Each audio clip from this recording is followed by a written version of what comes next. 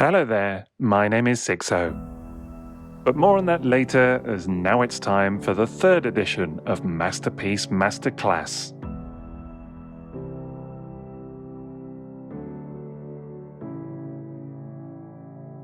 The plan is simple. I'm here to take you on a journey of how I've approached my own personal Masterpiece Transformers collection, and which toys I've chosen for a spot on my shelf. We're starting off with an attempt to assemble a complete Generation 1 cartoon lineup, with the vision to represent all of the various named characters from the Sunbow animation in toy form, one way or another.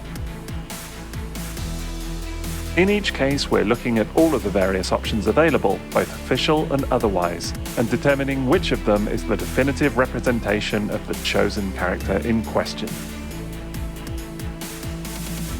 We've previously taken a look at both Jazz and Hot Rod on our journey to a full Masterpiece lineup, and so far it's been a case of 1-1 in terms of official and third-party toys.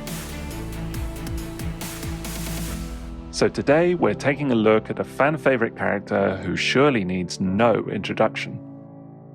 It's Grimlock. Ever since the Dinobots were first introduced back in Generation 1, they have never failed to delight audiences whenever they've cropped up in Transformers fiction. Giant robot dinosaurs are a bit of a winning formula after all.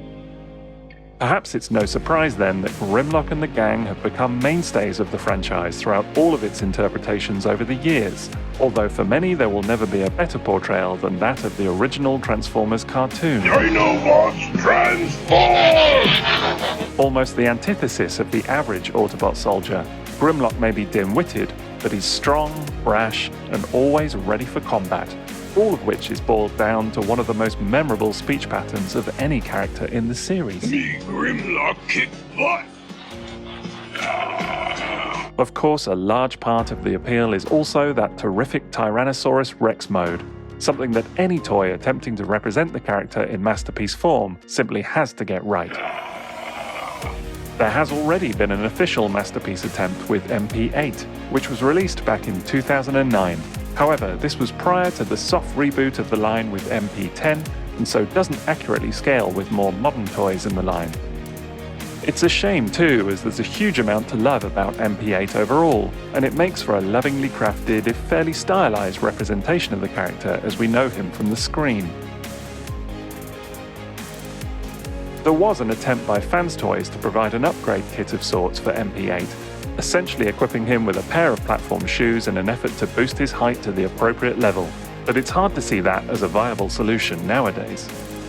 There was also a repaint of the original toy known as MP8X, which imagined Grimlock in much more Marvel comic accurate colours. Again, it's a fantastic toy, but not one that seeks to ape the animation we're talking about today.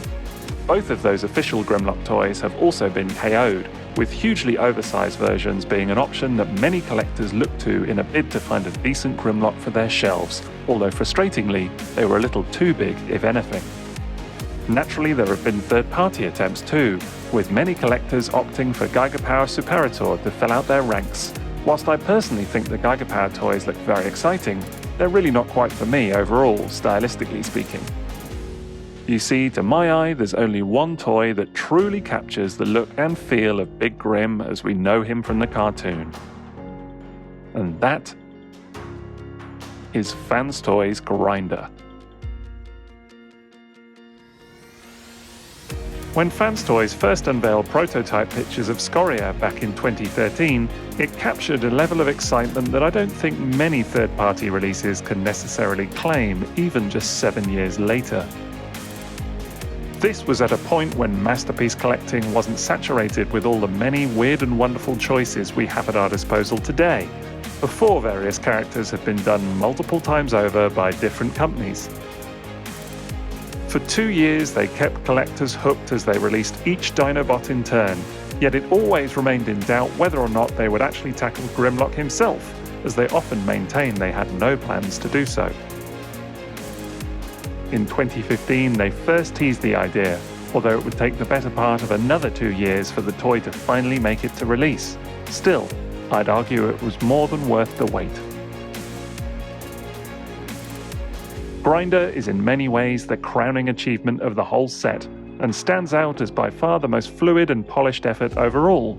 You can genuinely see the learnings from the previous figures being employed throughout. Starting in his robot mode, Grinder is a true powerhouse, bringing the intended character to life with the necessary bulk and stature needed for the Dinobot leader. Proportionally, he's maybe a little beefier than his cartoon equivalent, especially in the shoulder area, but still the figure manages to capture the essence and feeling of the character enough to feel more than successful.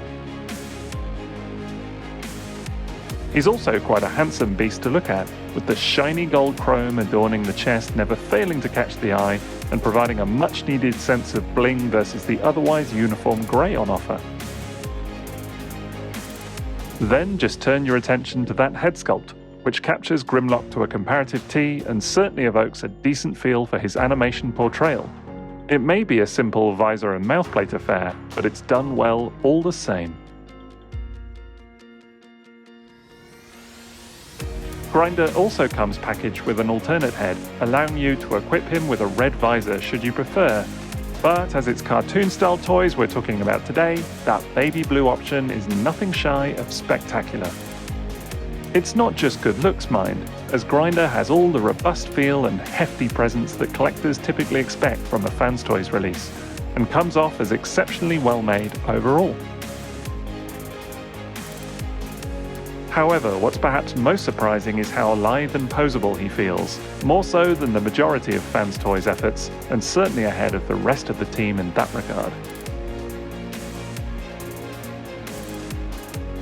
In fact, Grinder looks superb when posed up with his weapons, including a recreation of Grimlock's signature double-barreled rifle and sword, both of which feature light-up gimmicks in this case. There's one more accessory to go, however, as there's even a gold crown to adorn Grinder's noggin. In truth, it's an inclusion meant to reference the character's Marvel Comics storyline, but it's still fun, even for cartoon fans. Overall, there really is a lot to love about this robot form, and to my eye it remains the best looking and certainly the most cartoon accurate rendition of Grimlock we've seen in Masterpiece style so far. What's perhaps more remarkable then is just how easy it is to glide Grinder between his two modes, with the conversion to his dino form being one of the smoothest and least fiddly third-party efforts I can honestly recall, especially from Fans Toys. Not that Grimlock's transformation really requires anything convoluted, mind, but in this case the unofficial effort even manages to edge out the Masterpiece in terms of how easy it is to execute.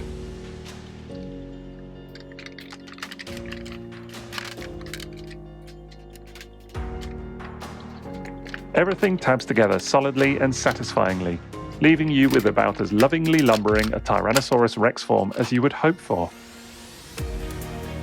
There's something reassuringly retro about this release, as despite advances in understanding when it comes to prehistoric posture, it still seeks to ape the now-defunct depiction that prevailed in the 80s when Grimlock first emerged. In that regard, it fits the character brilliantly, and captures every bit of the Dinobot leader's bumbling and exaggerated presence, while still retaining enough menace to show his angry side too. Once again, the finish here is solid and spectacular, with a host of paint applications and other small flourishes all providing a dash of visual intrigue. Not to mention more stylized elements such as the translucent plastic on the neck.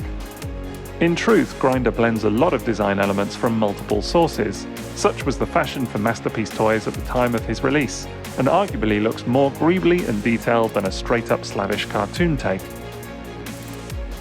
That's even more true with the stock Dino Mode head in place, of course, which quite clearly eschews the animation source in favour of a more animalistic feel, and comes off as a bit of a departure as a result. Fortunately, Fans Toys also released a much more cartoon-accurate take as an upgrade for this toy, which looks pretty much spot-on perfect and is the final piece of the puzzle needed to cement this toy's status as a fantastic Grimlock for your collection. And if you needed more evidence of that, just have a look at how great Grinder gels with any number of other Masterpiece-styled toys, both official and non.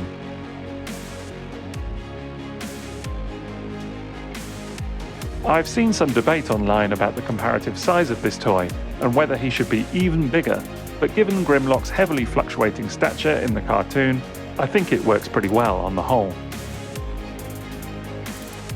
Of course, he feels most at home with his fellow Fans Toys Dinobots, which, as a complete crew, remain one of my absolute personal highlights when it comes to third-party masterpiece collecting thus far.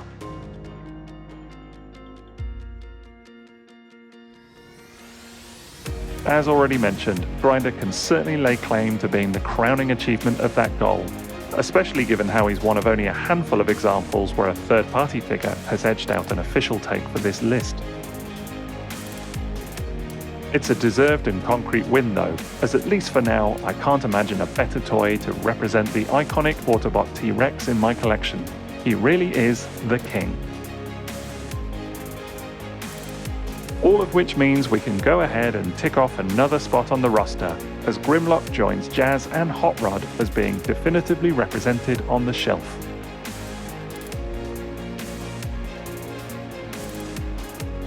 So that's it for the second edition of Masterpiece Masterclass. I'll aim to do another installment soon, so let me know if there's a character you'd like to see given the same focus. Otherwise, thanks for watching, don't forget to drop me a like if you enjoyed today's video, and have a great rest of your day. TTFN.